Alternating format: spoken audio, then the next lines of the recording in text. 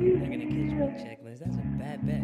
Welcome back to Never Fade the NFT podcast. I'm your host, FaXx. As always, I'm joined by the one, the only, Goodmontheth. You have been a very busy man, my friend. How are you doing? I'm good, boss. I'm good. I'm excited to pop on this pod. It's been 7 days. That's long for us. I think before we move along here any further, we need to unpack this orange hoodie that you're wearing right now, bro. What's up with the orange D-Gods hoodie merch? Talk to us, bro. Yeah. You know, last episode we were talking about where's the merch? And I totally forgot that I ordered this around the Bitcoin Ordinals mint, and then I got the email saying like it's on your way, or it's on the way, and I was like, yo, let's go. Yeah, dude, I got the orange D-Gods Bitcoin hoodie here. The back is some. You can't really see it because my lighting, I don't think, but you got a little bit of geeky blocks on it. It's very tech oriented.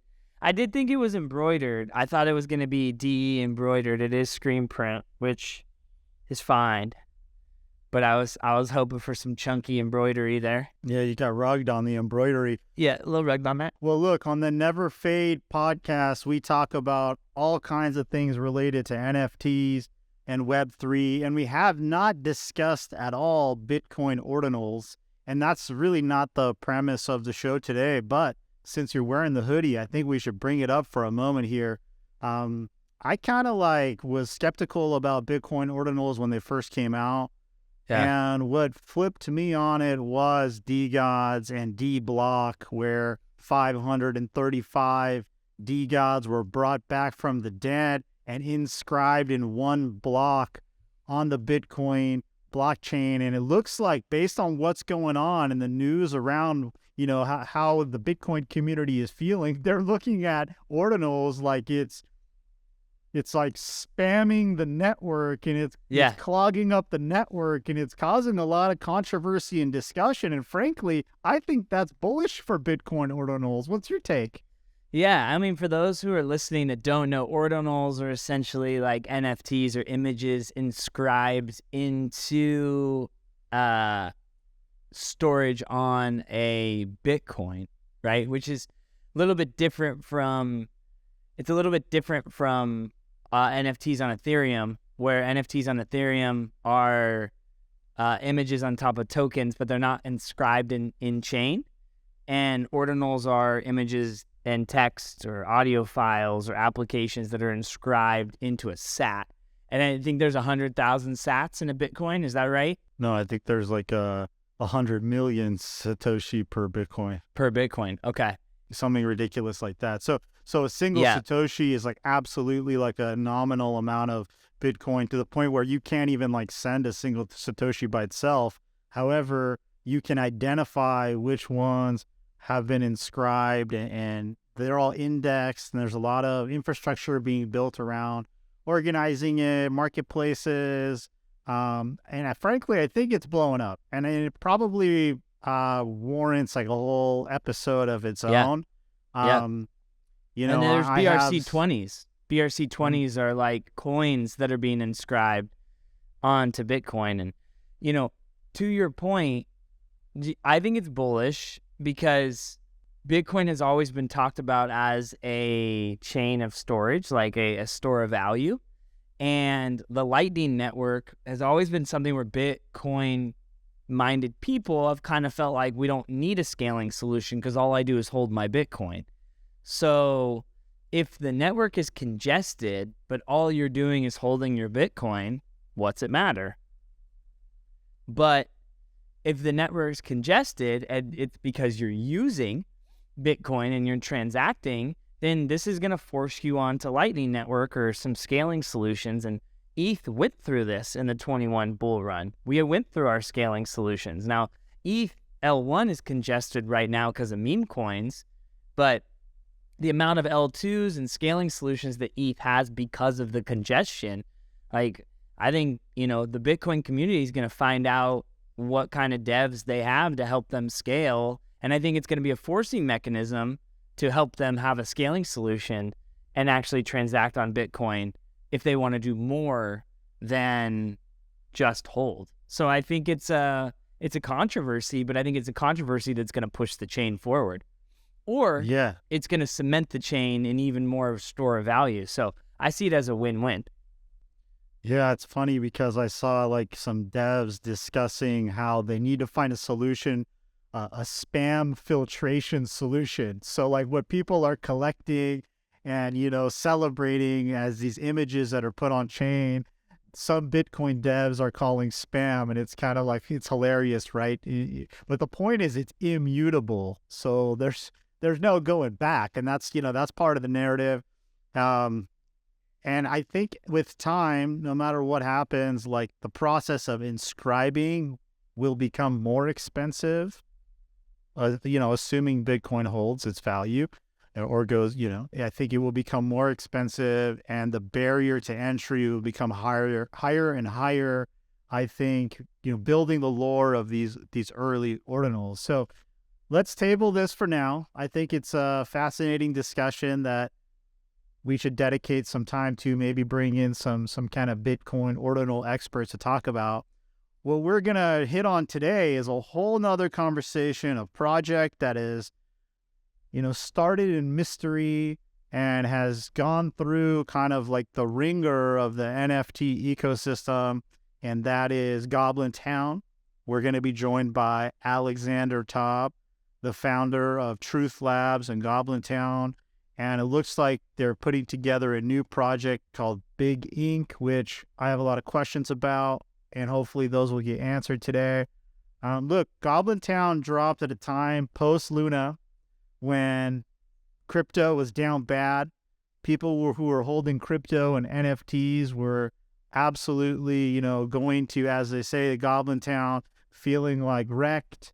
And this art came through, and this kind of like mysterious imagery and storyline and website and started to go viral. And spaces were popped up where people were making goblin noises. And look, I thought it was hilarious, dude. I was in there.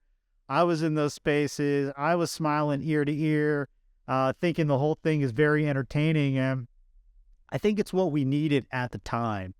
But I think it got a lot bigger, a lot faster than probably Alexander would have expected. And so we're going to talk to him a little bit about that. What are you hoping to learn from this episode, Good? Yeah. I mean, for my anecdote of the experience was, I was listening to these people speak Goblin talk, and I just was fascinated at Twitter Spaces, like the clip that people were joining versus falling out of that Twitter Spaces was amazing. Like the ratio of people that were sticking around. Eventually it was like an hour to 2 hour Twitter Spaces, and people were talking nonsense, and there were over 3,000 people that tuned in, and they were literally mining secrets, like mining alpha. They were trying to figure out, if Yuga Labs was behind this. And I think they were trying to figure out if Yuga Labs was behind it because the timing was so God mode. Like, they launched Goblintown when everything was going down and the art was done, and like they were prepared for this.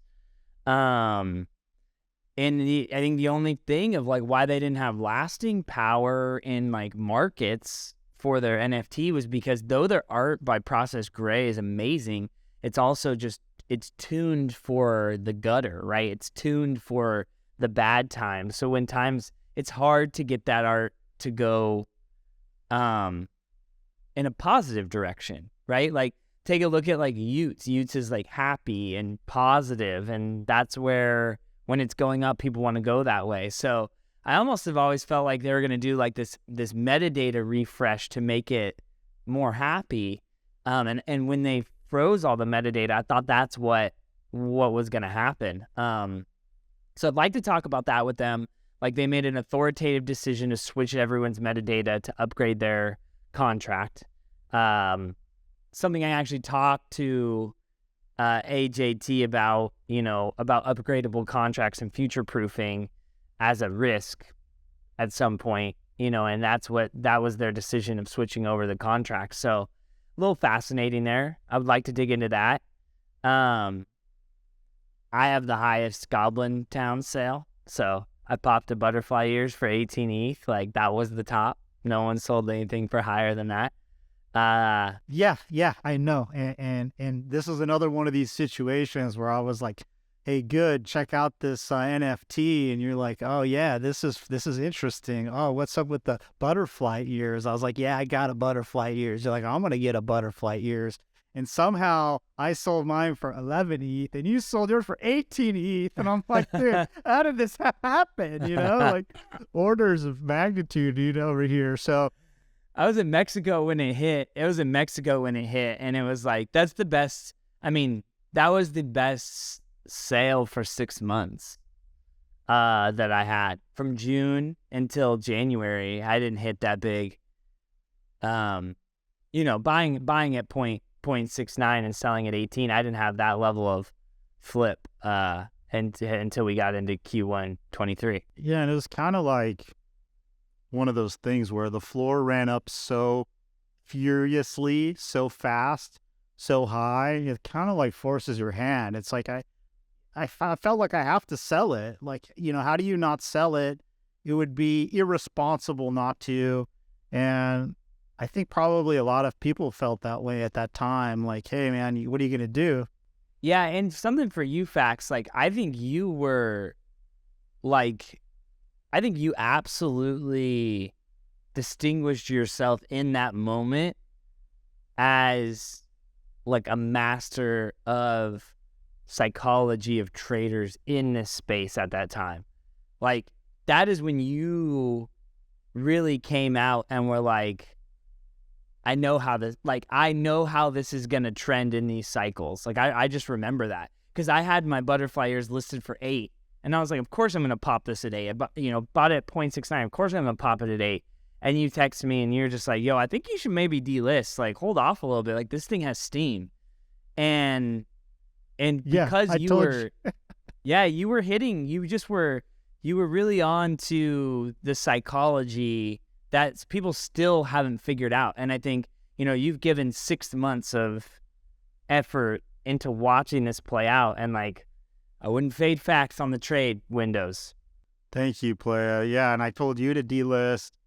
And I had even at that point underestimated how high you needed to relist because I got caught off guard on my butterfly ears. Like, I wasn't prepared for that to sell. The floor ran up so fast, it popped off. Hey, I'm not complaining. Don't get me wrong.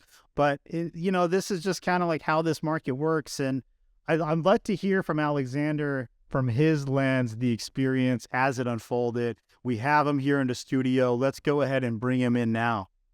All right, we're joined by Alex Taub, AJT, the founder of Truth Labs in Goblintown, and Jonah FREEGAS, the first employee and also the founder of niftylabs. Welcome into the podcast, gentlemen. Thanks for joining us. Hey, thanks for having us. Happy to be here. Yeah, so, just to kind of get kicked off here, if you guys could give us a little bit of background on Truth Labs, like when it was founded and why. Yeah, sure. So I co-founded it with 2 other people. One's name is Cesar Kariyama.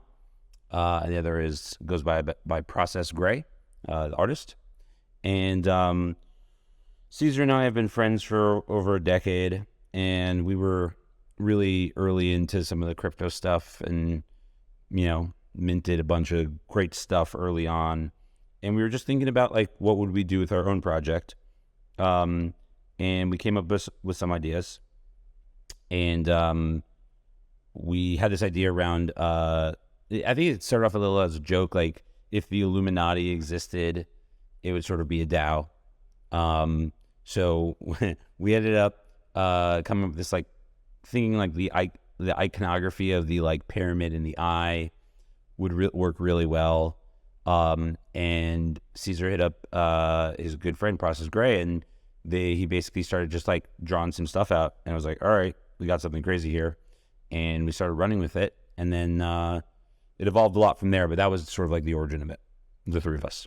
Thanks for sharing, man. So in those early days of Truth Labs, it was you, Cesar, and Process Gray, and this kind of like mimetic concept around the Illuminati on the blockchain almost, right? So like that early experience with NFTs and blockchain, like what are some of like the main takeaways as a builder kind of coming out the gates with that project that you have? Yeah, it was Gray, Caesar, myself early, but fairly quickly we added just some amazing people to the team.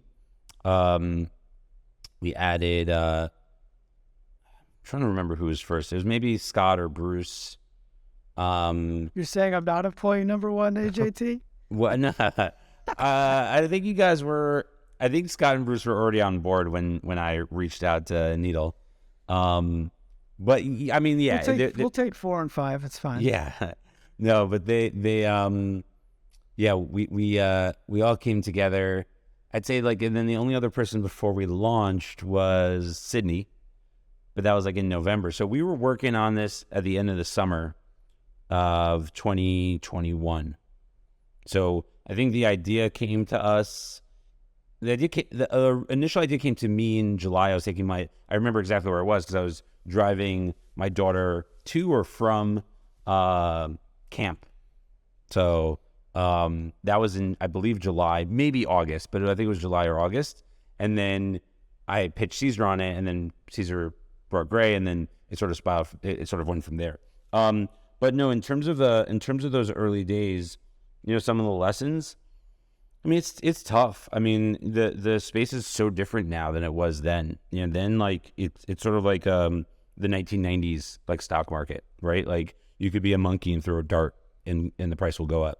It's the same thing. Like anyone could drop a collection, and like you may have not heard of like Illuminati, but like we had a really successful launch. Also, like we sold, I want to say, like a few $1 million worth of NFTs, and then also a few $1 million that went to a DAO that the community owns that has like, I think 800, 900 ETH in there right now. So, yeah, I mean, listen, it didn't take over the space for a month like Goblintown did, but it was successful in its own right, and it still is. Yeah, absolutely. Well, and you all were so novel with the Illuminati NFT in a way, with like the metadata refresh. That was before its time, right? That was you basically had your placeholder, and you were slowly revealing characters. Oh, so that's the 187. So 187. Okay. So just for a little like history on it. We launched the Illuminati at the end of 2021, beginning of 2022. The official launch date was January 3rd. I think that was a public sale. But we actually did something different, which is it took about a month to roll out, and we actually had it in phases. Because the way we sort of thought about it internally was like a sort of a love letter to like all the popular projects. So like phase 1 was like Bored Apes and CyberKongs, and at the time like Azuki didn't exist. There was like a few, like there was like the 5 biggest projects had like phase 1, and they can mint first. And then the next phase was like Mutant Apes and Cool Cats and this and that and Gutter Cat and whatever. And then it basically went for like 4 phases. First of all, I do not recommend having a month-long NFT rollout. That is not a healthy thing for anybody. I'm sure Jonah was not happy with us. Usually it's better to condense it into short time periods, but it also helped us build a really great community that is still there, Yeah. So that was, but when we initially launched the contract, Jonah could talk to it, but from my understanding that there was an issue with like escalating gas. So every time someone minted it, the gas would go up, and it got to like mint number 187, and we basically like pulled the plug on it. We just deployed a new contract, airdropped everyone their corresponding NFT, and then we just had 187 NFTs sitting in people's wallets. So we randomly turned them gold, and but then in the Discord, the people who own them started just calling themselves the 187. And nice. We're like, oh, this is cool. So then we already had this idea around building this like this universe and characters and a richer, deeper story. And they were like, what if we just made 187 like species characters as the thing, and then those people own those NFTs. So that was like January 2022. We didn't reveal the first one until the first or second week of June. And once we revealed them, we've been doing about 1 or 2 a week since. So there's only like 40-ish revealed, 40-ish, I think. They're amazing pieces, and I've always gone and visit those. I botched the 187 name for it, but like the art there is absolutely killer. And you also, I want to dig into in a little bit. Maybe Jonah, is that how you got your free gas name? Was the gas was compounding, and then you just freed gas? Well, is that where it comes from? We were all looking for an identity back in 2021 when people actually cared about what was going on, and so I just found it ironic that we would spend hundreds of dollars just to mint, all of these different collections and art pieces. And so it was kind of just a play on the entire mentality of 2021. But yeah, I mean, to answer FaXx's original question of early lessons learned, I think one of the big ones with Truth and just generally was moving fast and pivoting, right? Reacting to the reality on the ground and making decisions. Because what happened was there was an exponential gas issue, right? Actually, I think I saw a collection very recently ran into this problem with the way they set up an array to check whitelisted addresses or something. But it was just, it was a development issue, right? And we saw that gas was going up. We said, we have to kill this as a team, us, AGT, the whole team. We're like, all right, this is the path. This is what we're going to do. Got it done, got it out. And then making a little lemonade from lemons with the 187 was really nice. And the community really helped us determine that path. And it's evolved into something truly incredible. Yeah, and you guys can tell you really put a lot of effort. It's only 187, and you put a lot of effort behind those characters. And you also announced, this was maybe it was a year ago now, feels like 3 months ago, but you had your IP announcement with the 187. Is that correct? Where basically it was a rev share model on the IP. It's so funny you say that because we're ready to start talking about it publicly. Wow. So we've signed the first one, and the second one is going to sign, and probably a third one soon. So it's funny you mentioned that right now. But I'm hoping maybe even this week to be able to announce the first one. It's amazing. So, yeah. When you announced that on Twitter, was it 6 months ago? Am I right on that time frame, or was it longer? I don't know. I'd have to look back on my account. Nah, no big deal. We'll sleuth that up for you. But when y'all announced that, I really felt that was novel, and that was a moment for me when I realized that degens don't read. That was a moment for me when I realized that the value that you guys were putting forth in this IP construct. It was in August. Construct. Okay, August. That's 8 months ago. 8 months. I think we should unpack though exactly what you guys are referring to here, because for the degens that didn't read, not any specific ones, but for the degens that didn't read, what are you guys specifically referring to? Let's unpack this, because I think it is a very novel concept. Yeah. So the 187 is 187 characters. And so there's a lot of debate around IP ownership in terms of NFTs, right? That's a really popular topic. And most people have no idea what they're talking about, right? I just saw someone who's pretty well known in the space, I'm not going to, call anyone out, talk about how the CC0 versus, giving IP. It's these, and listen, I own 2 Bored Apes. I'm a fan of Yuga. I'm a fan of other ones who give the IP to the holders, but it's not real. It's fake. It's fake IP ownership. And I will debate any person in this space, any legal expert. It's just not real. And the reason why it's not real is because they can revoke it, right? If you have IP ownership to something and someone else can change your, what you can do with it, you don't actually own anything, right? So if you own a Bored Ape and you go and say, hey, I'm going to go use it for this brand, right? And now I go and I put it on some, nefarious item, right? Maybe not nefarious is the right word. An item that you do not approve of. You want to brand a pistol with your ape, let's say. hypothetically. Or some item that you just would not approve of, right? You can't really sue me. You don't, because you don't actually own the IP. You own this imaginary IP, which is basically Bored Ape saying, and Yuga saying, we're not going to sue you if you want to make stuff with your own stuff. which is essentially just CC0. But okay, we could take a step back. So if you wanted to bring a claim against me, you could not do it by yourself. You would need Yuga to come and support your claim. And like, if there's enough of that out there, like Yuga's not going and supporting random people suing each other. That's not a business model for anybody. So like the whole point around CC0 was like, hey, I'm telling you, like Yuga's telling you like you could do whatever you want with your ape. But like if Facebook bought, like if Meta or Facebook bought Yuga tomorrow and they're like, actually, we don't want you to have those rights anymore, they can revoke them because you don't really own them. And then, you know, you don't have them anymore. And now you can be like, well, okay, why they wouldn't do that because the thing would crash. Well, maybe the value of going mainstream actually doesn't provide value back to the holders. Maybe it just provides value back to the company. So they don't really care. So the point I'm trying to make, though, is there's this like misunderstanding of rights. And this is the whole thing with Moonbirds and going CC0. They would not have been able to do that if you actually owned any IP.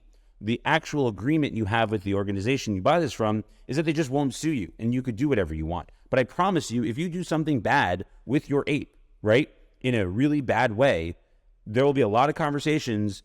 If you start a new terrorist organization and you make the ape the face of it, I promise you, Yuga's going to have a bunch of conversations internally about, you know, I don't know, something. And maybe they'll decide in the end of the day that they don't want to like lift the veil over the sort of the fakeness of the IP. But anyway, so that's the general usual battle between IP rights and CC0. CC0 basically just means that I put it in the public domain. I can't be evil, right? I can't sell it to Mark Zuckerberg and then him revoke, you know, all the stuff.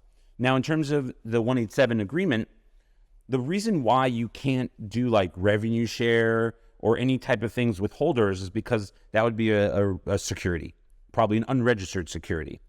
And the reason why is because if you're offering the same deal to like 10,000 holders or 10,000, NFTs, it is basically that violates securities law, right? But if you have materially different agreements with every single holder, then you can do a revenue share. You can do a bunch of these things. So we announced this thing, and it's, the actual name of it, it's called the collaborative NFT license. And the idea is that we have all these characters, and we are going to work on custom deals with each one. So, for example, one of them is a goblin. When we announced Goblintown, this character called Nagunda was tied to that. We have another character that is wearing a really cool pair of glasses and a hoodie, not a hoodie, a beanie, and like there's a potential to sell the merch and revenue share with the person. So there's some really cool ideas and things here where you do a custom contract with them and you can revenue share with somebody. You can do something different here that you cannot do with 10,000 NFTs. You just can't. So so we have we have one that's fully signed, and then we have another one that we agreed on everything. We just need to sign it. And then there's a third one that I'm starting to work on now.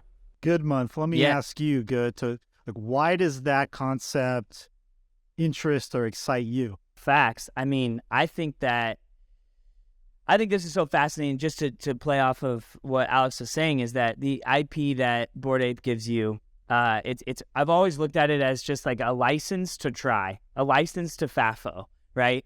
You get a license to go mess around with the IP, but it's not a binding lease. It's not a binding agreement. You can always have it come out. You can always get it taken down. When this IP release came out 8 months ago from the Truth Labs team, I just felt like it was in a time when everybody had stopped pushing all the spirit forward with their IP. You know, when 21 launched and Bored Apes came out, everyone was starting businesses and throwing their apes everywhere, and it led to ubiquity. But when you look at the 187 art and you see the characters, you see the thought process, you see Process Gray's art in it, and you realize that like Truth Labs is an entity that's actually going to go kind of work for you to bridge these connections that you can then be a part of and just owning and holding. I thought it was needed in the space. I thought it was novel. So pretty jazzed to hear that those developments are coming along. So there's 3 deals right now. One's done. The one that's done is with, a lot of people know him, King Kong, who is the biggest holder of Goblintown. He owns the Goblin 187. So officially becoming sort of a partner, and it's actually twofold. One is percentage of royalties going forward and backdated as well. And then, in which everyone knows Goblintown did very well on that stuff. So that's one thing that's like he's going to make the money he spent on it plus already.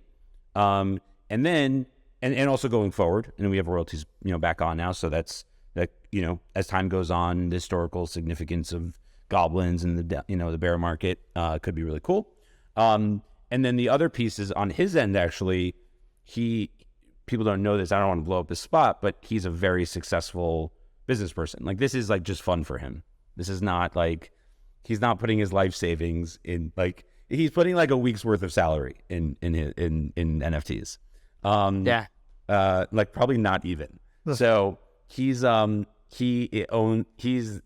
runs, I actually don't know what his title is, but he's either the founder or he runs one of the biggest hospitality companies in like Singapore, Bali, Southeast Asia? Anyway, he has a handful of hotels there that you will be able to, if you own a goblin, be able to come to. Amazing. And yeah, he's like, any goblin can come to my stuff, and it's good. There's going to be a large list. So that's that one, which is like, a nice situation, and people will be able to see the stuff on chain. I'm sure people will write about it, care about it. The second one is with Ding Ding. For those that know in the community, she owns Bridge the Wall Dragon, and Bridge has, oh man, I think they're upstairs. I have the sunglasses actually. You want me to run upstairs and grab them, because I actually have the physicals? Absolutely. Bridge is a badass, man. Bridge is my favorite. So Bridge is, we've sort of revealed this. Bridge is like the muscle for Big Mister, who is the CEO of Big Ink. And he's got this really great like Big Ink beanie and these sunglasses. And we are going to release them as like a merch. And like, so these deals, like this is going to be like the deal for Bridge, but there could be multiple deals, right? Like, it doesn't need to be just one. This is just like, okay, we want to do a merch thing, and we're going to revenue share with Ding Ding on any sales. And then the third one that I'm starting to talk about is the person who owns the Big Ink one. And we're about to have a mint. We're about to have stuff. So there's a whole opportunity there. So I'm excited about it because it's super cool and it's different. And like, a lot of people are realizing they do the math, and it's like, oh yeah, I'm going to, like, the money I just spent on this, I actually make back. So I just could ride it. You know what I mean? Like, so that's pretty cool. We do a little bit of shot calling on this space. We do a little bit of like timing the market and waiting for the right time. And I think 187 is prime. The floor is at 6.5 ETH FAXx. They were sitting above 20 plus, like during peak bear when these reveals were going on. Time kills the degen's attention. People don't know what's coming. And it's 2023. Communities are going through it. Like, you actually want a real opportunity, and you actually want to hold real art. 187, baby. I know FaXx is going to be scrolling after this podcast. It's the time to take a look. Yeah, no, I mean, I really like the conversation around IP and the fact that, people think they own IP, but it's like perceived and it's not real and it's limited. And it even says that, like, in the IP agreement that they shared with holders, speaking about Yuga, like, it says, like, you can't use it for XYZ, reasons and all of this. And like, this NFT, this collaborative NFT approach with individual users is absolutely alpha. Like, I think it's empowering, and I think a lot of people in the space who are engaged, who want to build, who want to advance projects, that is more aligned with the vision that they might have of involvement. And so I love to hear it. And so we have AJT back with some special glasses here. Tell us a story with these glasses. So this is just a prototype of it, but this is like the closest thing we could get to Bridges glasses. And we're going to have like a nice little big ink, maybe a little like Goblintown, maybe some like Illuminati pyramids. And this will be one of the things. It'll be like the beanie and this. Like we're still deciding when and how, but that's the idea. Might be a steal his look. It's going to be like a steal. It's going to be like a steal his look. Add big ink, like the commissary. I feel like we're going to see some people sitting at the World Series of Poker table rocking those, coming soon. So before we get into big ink, because I definitely want to, we need to take a little trip through Goblintown, right? And Goblintown was launched after the Luna crash. It was absolutely a down bad time for anybody holding crypto, holding NFTs. It was, frankly, like a dark and scary time. And I think, you have to have a short-term memory to some degree to be able to exist in this space. So a lot of people have probably moved past that. But like, I vividly remember the feeling on the timeline in the space of people feeling like, how the heck did we get here? We're going to Goblintown. This is bad news. We're NGMI. We're not going to make it. What was super interesting to me about the launch of Goblintown was clearly that there was a lot of work that went into, the actual art, the concept, the meme ahead of the launch, but the timing of it was so money. So like, how did it happen that you had this all ready to go, like for the absolute like bottom of the crypto and NFT marketplace? How did that happen? Yeah, I mean, it was pretty crazy. Even thinking back, just a lot of lightning in a bottle. I mean, the thing was we had a full team sort of like just working, and also the thing is that Gray is just an unbelievable fast like artist. Like, I'm not gonna say what, but he literally he was bored like a day or two ago. Jonah knows this. And he literally whipped up a full collection that has like 1 million trait possibilities. Been sitting down for like 3 hours. I think he's just become very efficient at being able to do it in a very similar style to Goblintown. And it's a joke, and maybe we'll release it, maybe we won't, I don't know. But the we're all just like, everyone's like really good at what they do, and everyone just like has their task to do. And everyone brings something else to the table. So we were just lucky that we had a full team with just like a great idea that we could just execute very quickly on. That's how it sort of happened. And unfortunately, this kind of happened to you on the Twitter threads, and I caught wind of it. I actually kind of like popped in the replies and was like, "Yo, you gotta lay off builders." But Alex, you had someone come after you in Twitter DMs that was trying to say like you stole their idea. Do you remember this? The omakase guy. Yeah, they were just hammering you. Like, they weren't letting you go. Oh, no, I think there was some guy that did some sort of, like, goblin Twitter space, like, show thing. And I think they were saying that we took that idea, which we didn't. I don't think anyone really saw that thing. Right. But, no, I mean, the idea of Goblintown, the concept, wasn't unique to us. Everyone was saying, like, down to Goblin. It's from The Hobbit. Right, like if anyone stole it from, it's Tolkien. So Tolkien. I mean, in the end of the day, like we're not like looking at other people to be like, oh, what are they? Yeah. If anything, we look at other people and we're like, okay, they did that. We don't want to do that. We want to do something different. The reason why I bring that up is because and I didn't think you had to do it, but you actually posted your iMessage chats with the team early on, and like, first of all, like that's above and beyond transparency. But I loved reading those iMessages because you can tell that's where the idea started. Like, I think the iMessage is like, hey, what if, like, when this thing goes down, like, we create Goblintown where everyone goes down to Goblintown. Like, that was in the iMessage, right? Yeah, well, I had to explain it to Gray because he had no idea what I was talking about.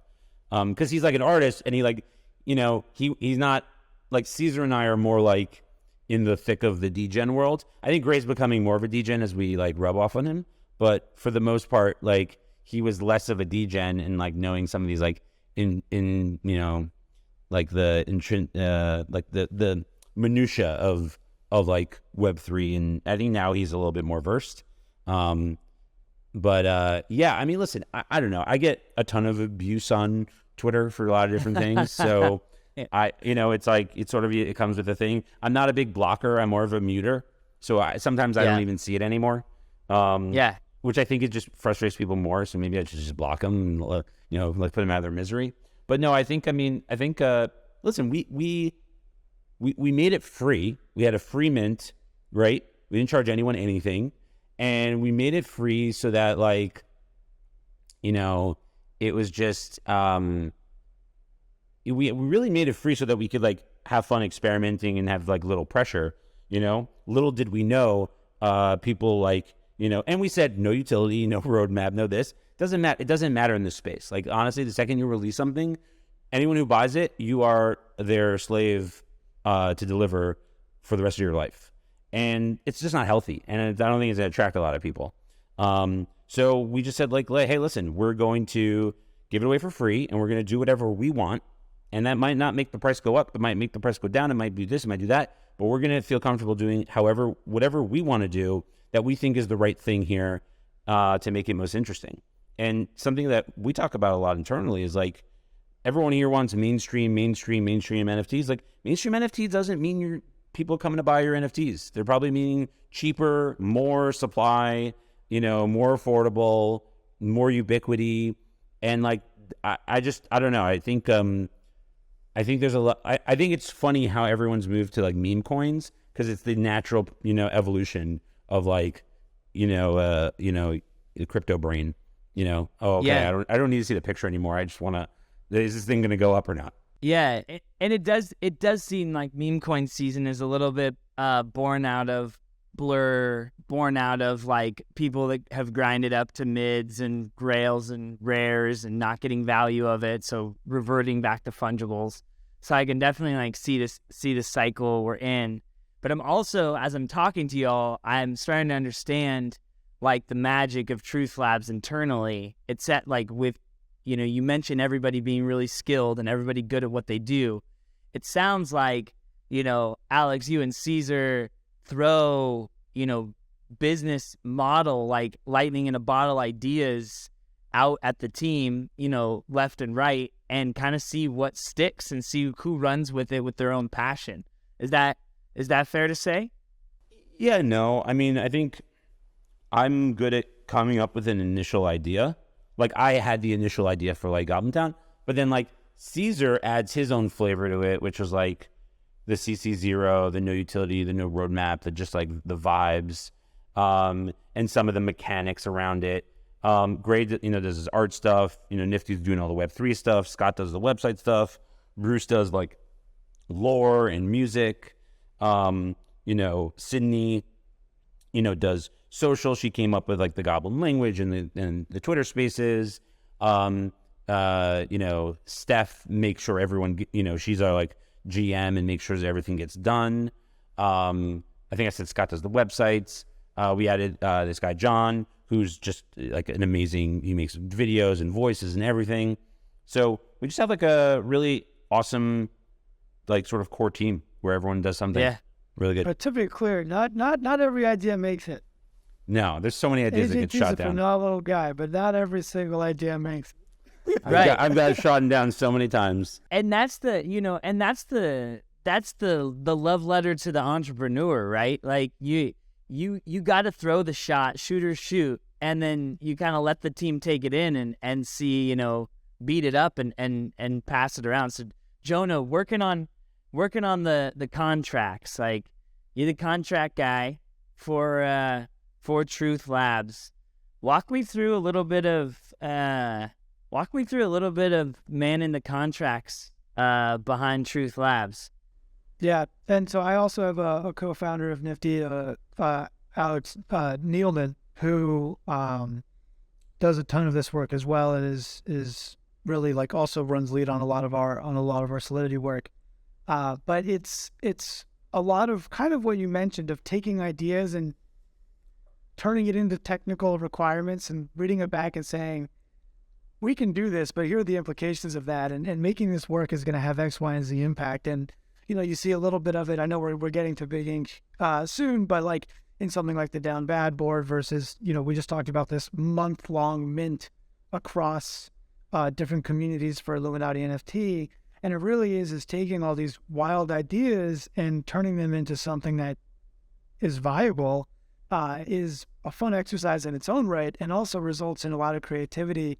One of the more outrageous things we did that got really good coverage by some of our, like, I don't know what to call them because they're phenomenal developers as well, but like influencer developers. Influencer usually is like a negative term, but like, people like Quid and Kygar, like strong devs who also have really good followings, covering like the Goblintown contracts, because all of the functions were just nonsense Goblin speak. And it was just like, why does this contract work? Like, how did we not have any spelling errors or anything that would break certain functions?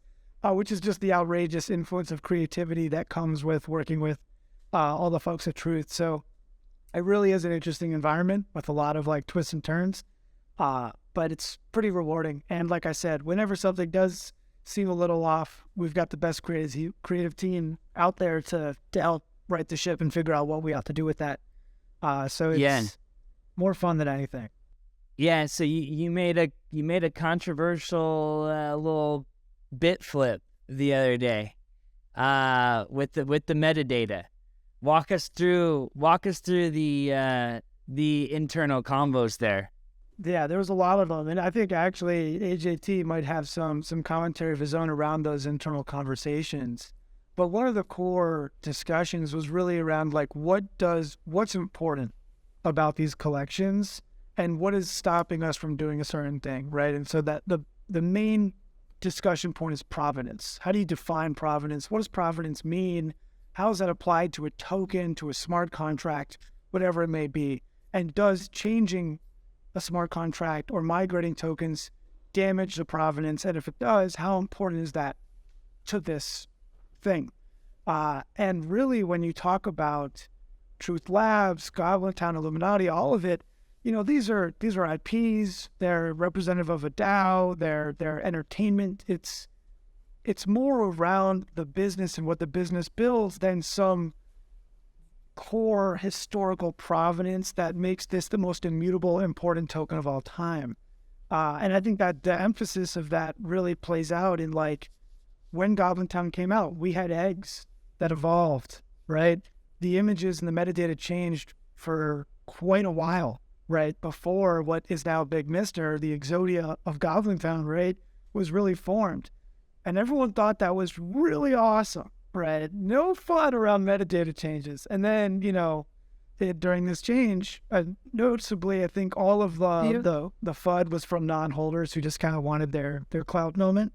Yeah. Once this change happened, all of a sudden, this metadata change is FUD worthy. And it's like, where does the buck stop? When the change doesn't directly benefit you, when it does, like, we had already demonstrated a history of updating art, being very actively involved in collections. And so that conversation of provenance was a much easier one to have because we really acknowledge that the value that comes from these IPs and what Truth builds is, of course, the community, but also Truth's investment in those and the continuation of growing them, which could result in other changes in the future, right? Like, it's not like a CryptoPunk where the beauty of the punk is its existence.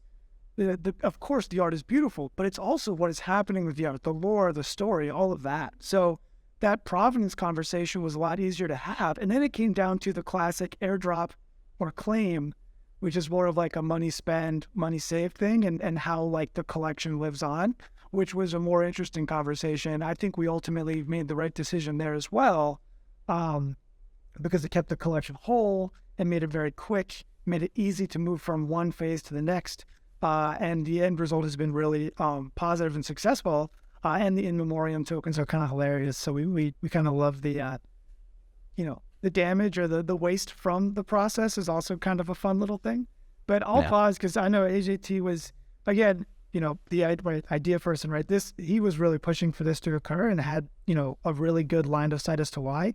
And we were, frankly, I think of anybody, I was probably giving the most pushback is like, is this worth the negativity or the public, anger? And I was sort of swayed to realizing that this is not only fine, but really a great way to demonstrate the power of a creator in on the blockchain and in a market like this, because that power has really been taken away for a while. Yeah, I think we also try to make it a little bit bigger than us. It's interesting. Jonah mentioned like a CryptoPunk, like Larva Labs doesn't need to do anything anymore, right? They don't do anything anymore for CryptoPunks to be valuable, right? 10 years from now, if you're going to buy anything, it should be a Fidenza, a Squiggle, and a CryptoPunk, because you don't have to think about it, right? It'll just go up in value if this stuff is interesting in a few years from now. Whereas like if tomorrow you could decided not to do anything for Bored Apes anymore, the value would go down because the value is baked in that they're going to continue to try and do cool new things, which I think they will. So for us, like there's no historical significance to anything we're doing, right? It's just the value of Truth Labs building. And I always would laugh when people were like, well, I guess we'll just find another, interesting revenue stream. It's like, this is the most amazing revenue. Like, why? How are we going to get any other artists into this space if now we're just taking away the one thing that did? Either the prices for mints are going to get astronomically expensive and people are just not going to buy them, or people are just not going to enter the space because there's no so attaching the and we're also letting a small amount of people, right, dictate like the entire space because they want a little bit more. They want 5% more on top, or 7%, or 10% more on top. And I get that, places like Blur, whatever's technologically possible, right? They'll do. But they're also doing something illegal, which is violating every company's terms of service. Which is if you have a terms of service, it's typically like, hey, you can't violate our, marketplace fee. So I mean, the other option was just legal, and that's just going to take too long and not worth it. And you'd have to probably get a lot of collections all together to come and do sort of a class action, and nobody really wants that. And so even now, even when we change the stuff, we're also at the we have to still bend the knee to OpenSea and Blur so that they could still shut off the percentage, right? I was sort of wondering if when we released fublur.com, if Blur was going to respond in any type of way, and it's good that they didn't. But so I don't know. I also think people forgot about it after a week. It's the space moves so fast, and there's a few decentralized maxis, but for the most part, it's people here because they want to find the next alpha to make money. So the idea is hey, we want to stand the test of time. We want to be here for a long time. And if you take away a piece of the incentive, it just caps what you could do in a long enough horizon. Yo, so this is really fascinating to hear because this is a fight. You guys are fighting the fight of the creator, and you're doing that on the back of saying, hey, the value here is that we have a team that's creating and building, and don't rug our team in the name of your 5% of profits. And so you're taking the heat for this. You're doing something that the community is going to come down on you for. But the reality is this is a much bigger message and a much bigger conversation about the future of this space. And what are we doing to the creators? What are we doing to the artists? And how are we going to manage that royalty situation moving forward? So where does that bring us to in terms of the actual Goblintown NFT itself and the royalties on it? And where does that sit right now? Where do you see this going? I'd say the one thing we should have done differently is we should just talk to the community and tell them what we're doing and why we're doing it before we actually did it. I think that would be the only change, is communicating a little bit more. For the most part, most of the community was cool with it because they want us to continue to do stuff. Honestly, like, and a lot of communities took it. A lot of people, because of the new contract stuff and not, respecting royalties, they just took it as an opportunity to, GTFO.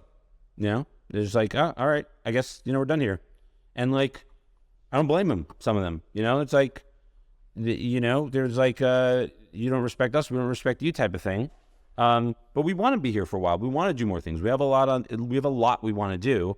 And this is a piece of it. Is it everything? No. Like, could we find ways to work? Sure. But like, why should we need to when there's an amazing option that literally is only, it's only a piece of what you would, you know what I mean? It's just like a percentage of a successful sale. So there's someone who wants to buy it. There's someone who wants to sell it.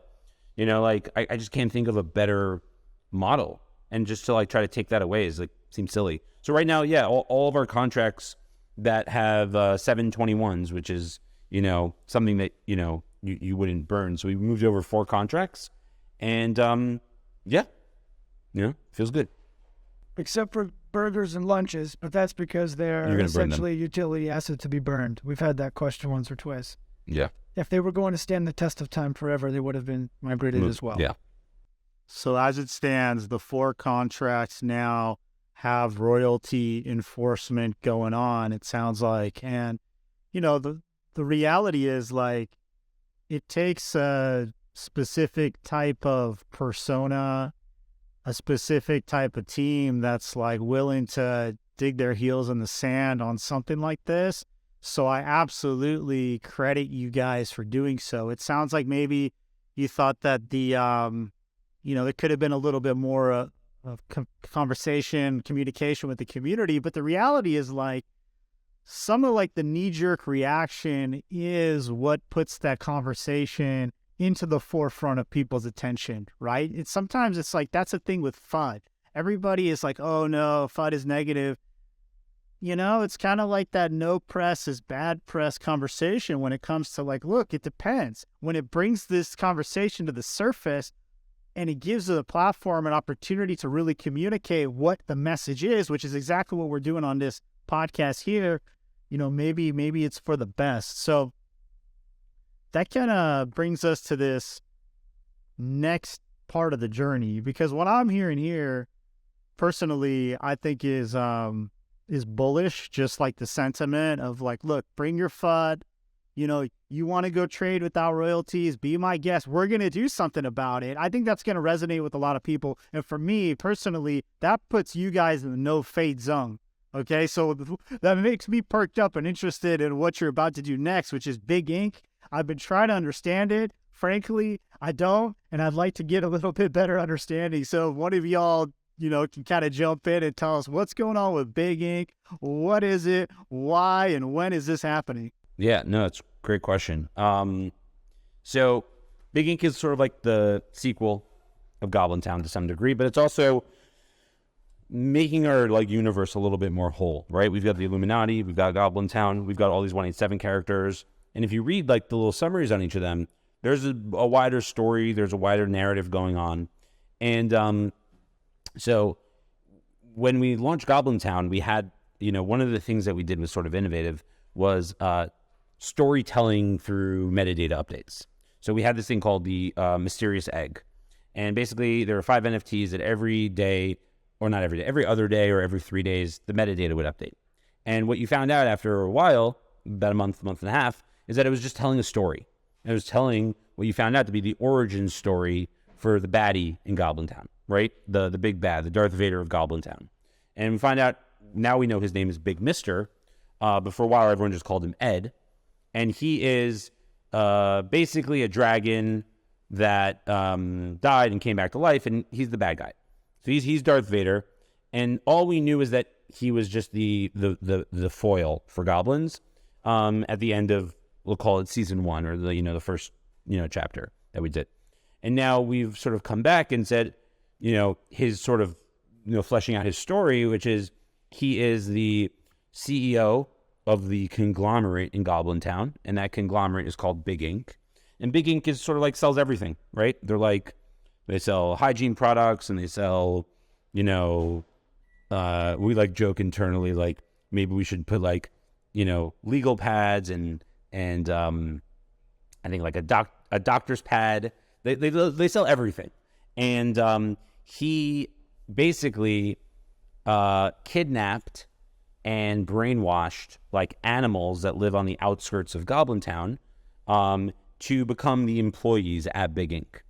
And so these are animals ranging from dogs and cats and ducks and there's like, I think we have like 60-ish heads.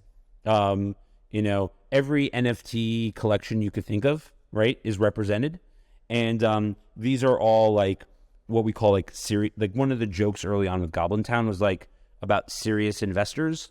And the joke came from a DM we got where someone's like, hey, I came to your Twitter space and all I heard was like these like, garbage noises. And I'm a serious investor and I want to know what your roadmap is and what your game plan is. And I think we tweeted it and we wrote like serious investor or something like that. Serious investor. Exactly, yeah. So these are the serious investors in Goblintown, and they're basically these, at one point were cute animals that were sort of brainwashed, kidnapped, brainwashed, and like stuffed into suits, and they work for Big Mister. And they're like, I like to use analogies. Some people on the team hate when I do this, but like they're like stormtroopers, right? Like we've said many times before that like Star Wars is a big inspiration for the team, but yeah, they're the equivalent of our version of like, let's say, a stormtrooper. And they're these we've shown them a few places already, and that's like sort of the setup for what's happening in season 2. Or sorry, we're not calling it season 2. We're calling it chapter 64. And why 64? Why 64? Because it comes after 63. No, I don't know if we said why. Are we sharing why, Jonah? I don't even know. I think originally when someone on the team came up with it was just because it was like there's a lot of chapters before and there's a lot of chapters after. So it's like we could be very flexible on what we want to do. Like a lot happened, basically. I have 3 kids, and like I sometimes am catching them watching Baby Boss, and this kind of has me thinking about Baby Boss and the Baby Factory and this whole kind of thing. So I think it's pretty interesting. Absolutely. So like timing wise, like I don't know exactly when this podcast is going to drop, but is there a mint coming up for Big Ink? And if you're holding, Truth Lab assets, how does the mechanics tie in? Basically, if you own an Illuminati, you can get a free mint. If you own a Believer Pass, which is something Illuminati's got like over a year ago, you can get a special Believer acceptance letter. So basically, sorry, I actually should take a step back. So Big Ink is a company, and you need to apply to join a company. So we're sort of like making a little bit of fun of like D-Gods and Utes, where you have to like apply to join Big Ink, and you have to answer like 3 or 4 questions, which we like completely do not read. And then once you apply, you get added to something called the Down Bad board. And what it's basically doing is looking at the historical data from your wallet to see like different wrecked activities you could have participated in. So some of the prompts are like you bought the top, or you minted an embarrassing NFT, or you have a bunch of wreck tokens, or et cetera, et cetera. And the more down bad points you have, the better chance you have, because Big Ink is looking for the worst traders. So they're looking for the 1,000 worst traders in the space, because Big Mister has plans with them, And if you're one of the top 1,000 worst traders, you will be able to mint a Big Ink character for free. Right now, we've sort of said it privately to some of the community, but we're shooting for a snapshot next Wednesday, 24 hours for Illuminati and Goblintown to mint on Thursday, and then a public sale on Friday. And the public sale the mint price is 0.096 if you pay in ETH, but it's 50% off if you pay in Pepe. So you, I don't know how many Pepe it is right now, but it's the equivalent of 0.048. The assumption being you're all bad traders, so you have tons of Pepe in your wallets. Oh, we got Pepe. We're down bad and we got Pepe. There's no question. Please don't come at me. I'm just kidding. No. But it's all about that same concept of degen and having fun. And yeah, the down bad board is a really great way to get people involved and just like have like a really fun way to look at your data. We call them the worst traders, but there's all sorts of prompts that you can earn points for that kind of just demonstrate that you're around, right? Like embarrassing mints, you might not have them anymore. Maybe you actually did well, but in hindsight, that collection has some kind of associations or whatever, right? So there's a lot going on in the prompts that are really fun. I encourage you all to sign up. Is it contextual for bad mints? Like, are we counting like the feet pics mint in there as embarrassing, or it's not bad. It's embarrassing. So yeah, feet pics is one of them. You know, even so, Milady's is doing well, but Milady's is a pretty embarrassing mint. You know, right? Same with like the RRBAYC and the Super Yetis. You might have made a nice amount of money on Super Yetis, but I would still embarrassing to mint the Yetis. Or maybe to keep the Yetis. There's also a prompt if it's still in your wallet. Yeah. Or I know this is too complex, but I think like the God mode of embarrassing is if you bought a Yeti, listed it, and then your listing expired and you still hold it, like you had intention, like you actually had belief that thing was gonna go somewhere. That's I think that's down bad embarrassing right there. Hypothetically possible, not one of our prompts. But yes, it sounds like whatever's in your hidden folder that you're trying to, keep your dark little secret. Truth Labs is about to put on blast. We see your hidden folder. We see everything. That's awesome, man. So look, I definitely appreciate the history here. One more question though, related back to Goblintown specifically. For people who are listening that may not be familiar, just to recap, this ran from a free mint up to, over 80th floor. And there was a series of events that contributed to that. And one of those things was like a conspiracy theory that the team, this is before anybody knew who was behind Goblintown. There was a conspiracy theory that Yuga Labs was behind Goblintown. And Goodmonth and I were talking about like, why was it? And, part of it was like the delivery, the execution, the timing. And, at that time, like if you executed and had God mode timing like that, like it just had to be Yuga, right? And it got to a point where Gordon Goner and Beeple were like together in a photograph, and they like leaned into this basically, and like I think caused like the blow off top on that collection with their Twitter posts. Like from your guys' standpoint, experiencing that as it was happening, like what were your thoughts as this was going down? I mean, it was fun. It was funny. I've recently met all those people in the past, let's say a year, and they're all really cool people, really nice, and they were just having fun. To be honest, I think there was like a handful of coincidences. For example, like Codas originally were called goblins, just in their internal documents. We didn't know this, but it's just when people are sharing around that document, it said goblins, right? And they were Codas, but it didn't matter. And it's not something we saw before. Now, we didn't launch Goblintown because we saw it said goblins in their pitch deck.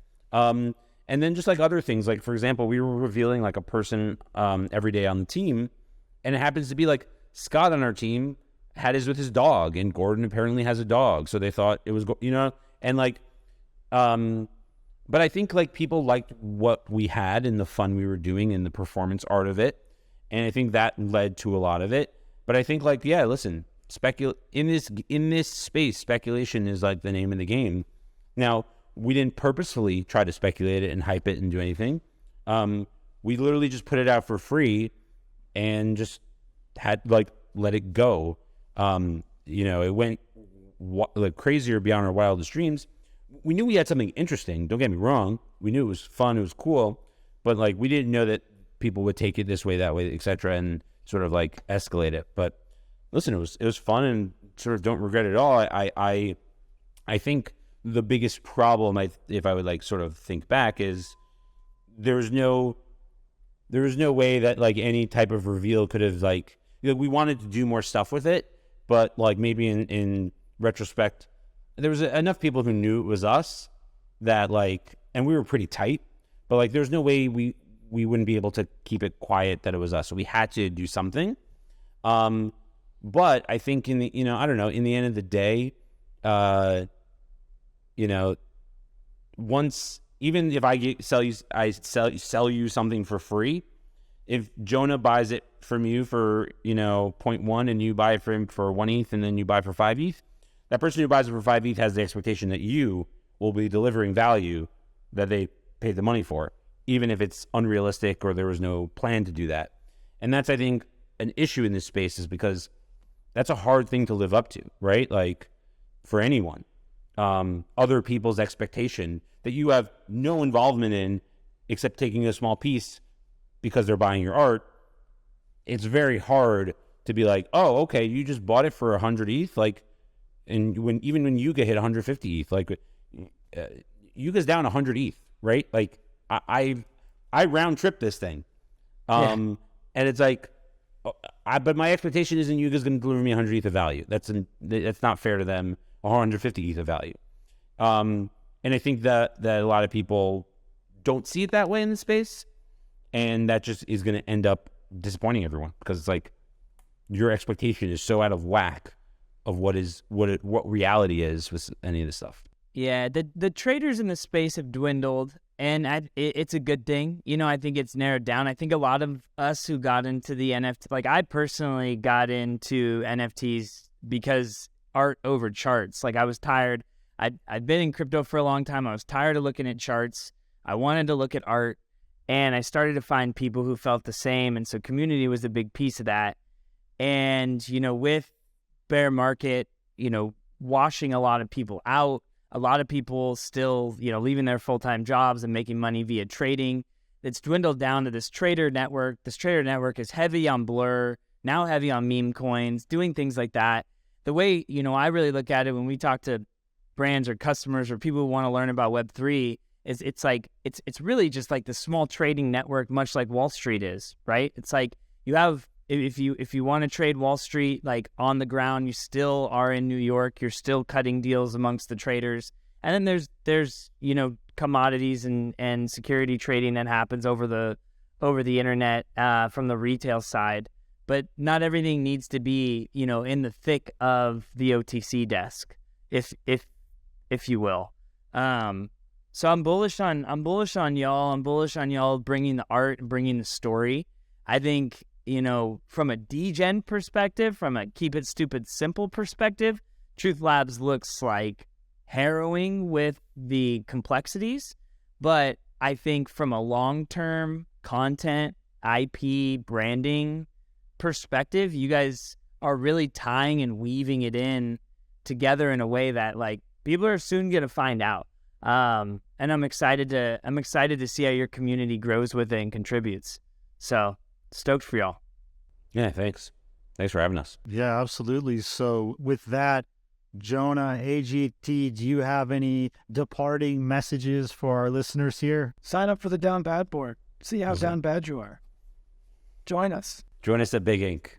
I don't know if there's any live interview opportunities left. I think that's all booked up, but go check out your score. It's fun. Join it. Yeah. Worst case, nothing. Best case, you're really down bad, and you get a free entry into this harrowing ecosystem. Definitely join us at Big Ink, or we will kidnap you and brainwash you to join. No. Let's do it. Alex, just a long shot question here. Like 5 years for Truth Labs, like where do you want it to be? I know it's a lot to do to get there, but like, what do you see it as?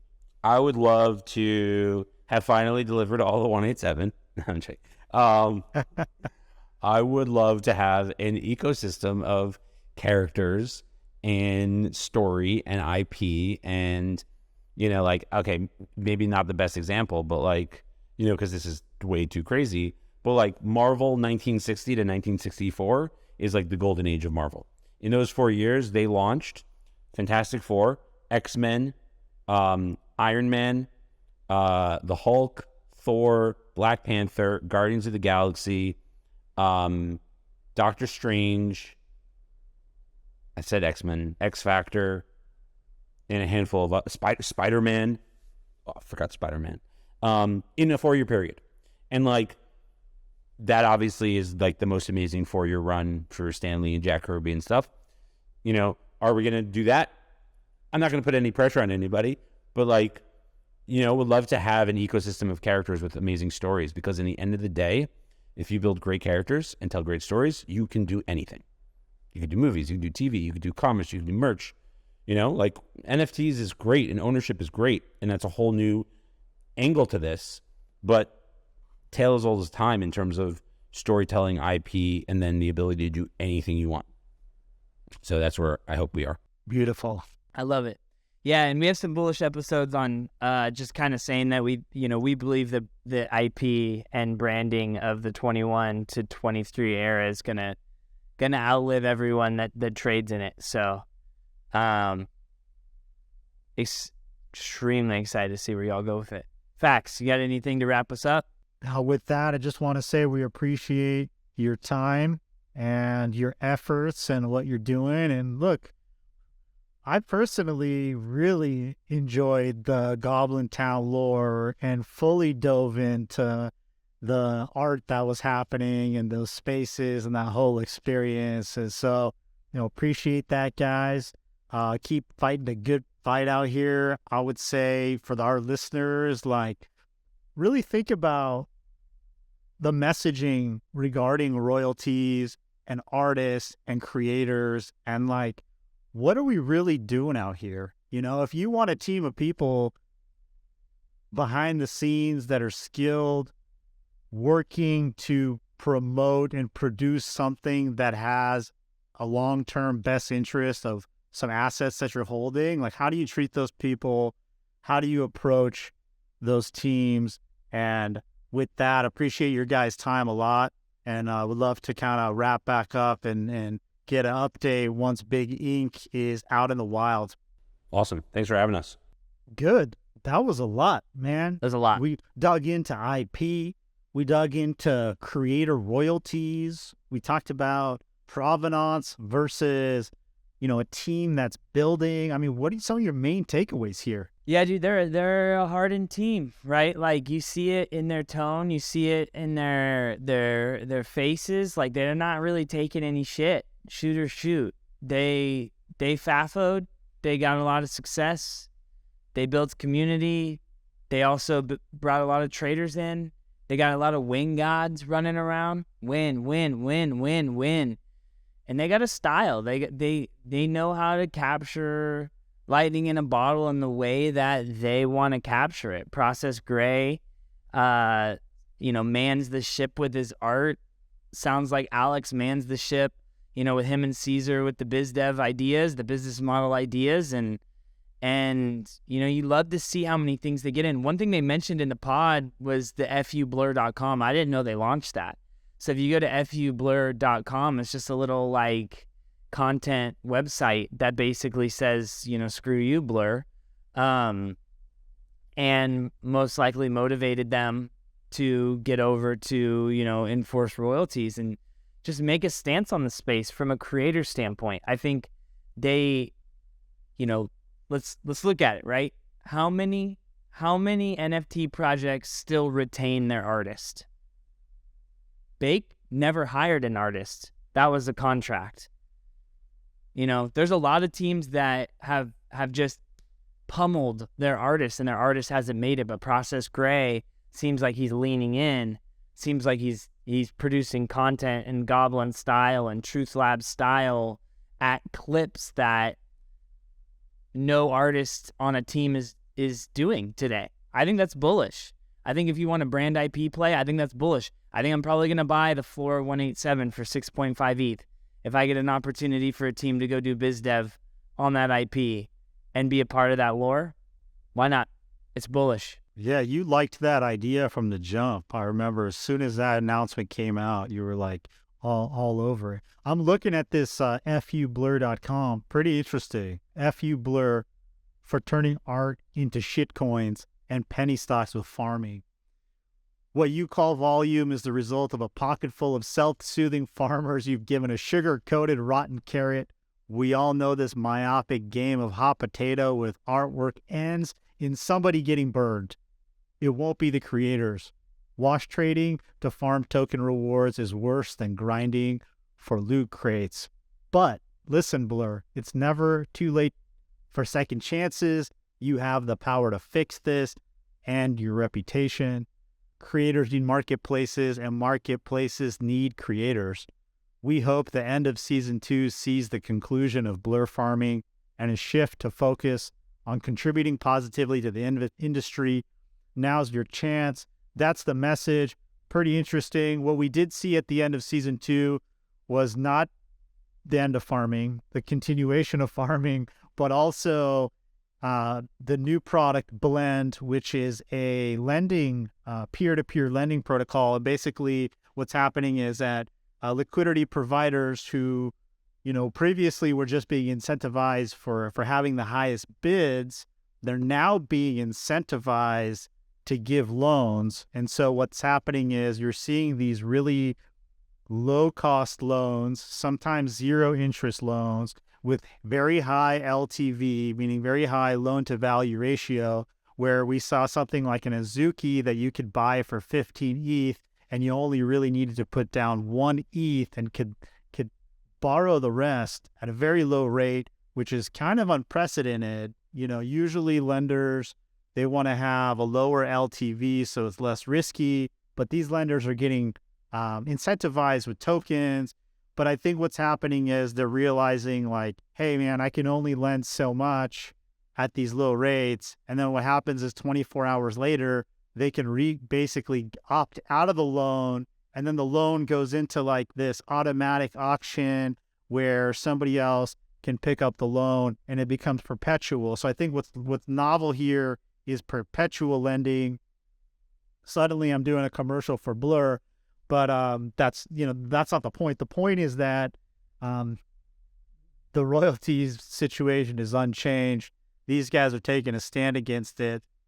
Blur itself as a product, is innovative too in their own right. I mean, in terms of the lending feature, which I think is a very powerful tool for NFTs. Like, in my opinion, an objective measure of the blue chip status of an NFT is the amount of loan that you can get on it. If you throw an NFT up and another NFT up, if you throw up a Bored Ape Yacht Club, and then you throw up a CryptoPunk, right away you can get a certain amount of loan off of that.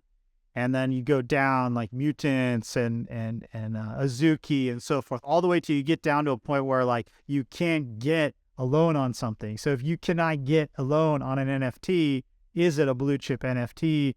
My opinion is no. What defines it objectively is the willingness of somebody else to say, yeah, I know this has X value. I'm willing to loan you this much on these terms. And so went on a little roundabout there. But with that, good. Any final thoughts here on this episode? No, dude, I just think that they're a relic. Like, I said the word harrowing ecosystem. I don't think Jonah liked that. But Jonah, my bad. But the reality is, people are overwhelmed. But look, when you're building a brand, an IP empire, it's gonna be confusing. Nobody walks into Marvel and says like, oh, this is how it works. One planet and one guy and everyone belongs, under this guy's ownership. No, that's not how it works. There's friggin' Planet X, Planet 55, Planet 64, Planet Down Bad Avenue, character here. That mom did this to that dad, and who cares, right? Fact is, follow along. Get in. Get into the rhythm, figure out what's going on, and get immersed and learn. I'm actually tired of degens not pushing themselves to learn. Get out and learn. Because, we're all going to zero. Yeah, we're going to be goners. And you know what? That's the thing with, the meme coin season, right? Is look, the Blur meta, what it did is it created a certain amount of, liquidity, but at the same time, the floors are not really moving anywhere, but like slowly down. And so people are not about that. And then you have these meme coins that are like popping off wild. And obviously, they want to hop, people want to hop on and catch some of those quote easy profits while they're there. But the reality is like meme coin trading is exhausting. It's not sustainable. People are going to get wrecked. Most of these coins go to zero. It's like, it's a very, I think, short time frame where people can keep that up. And I think that it's going to cycle through and we'll land right where we did before, which was like, the keys of components of community, art, story, and all of these things that NFTs are wrapped in. So with that, that's another episode of Never Fade, the NFT podcast. Thanks for joining us. Thanks for your feedback. Appreciate your time. Don't forget to subscribe to our YouTube and follow us on Twitter at Never Fade NFT. To our producer, Hazy B, take us out, champ. That's a bad bet if the bags check less. About to burn back to back, flipping not cheap when that Jenny duh hits. That's the race to 250 in the world and you chose to sleep. That's a bad bet if you wake up checkless. No more people without bags yet they need status. Running head first with the VV check thirst. Never heard of a hearse, but they connecting the dots.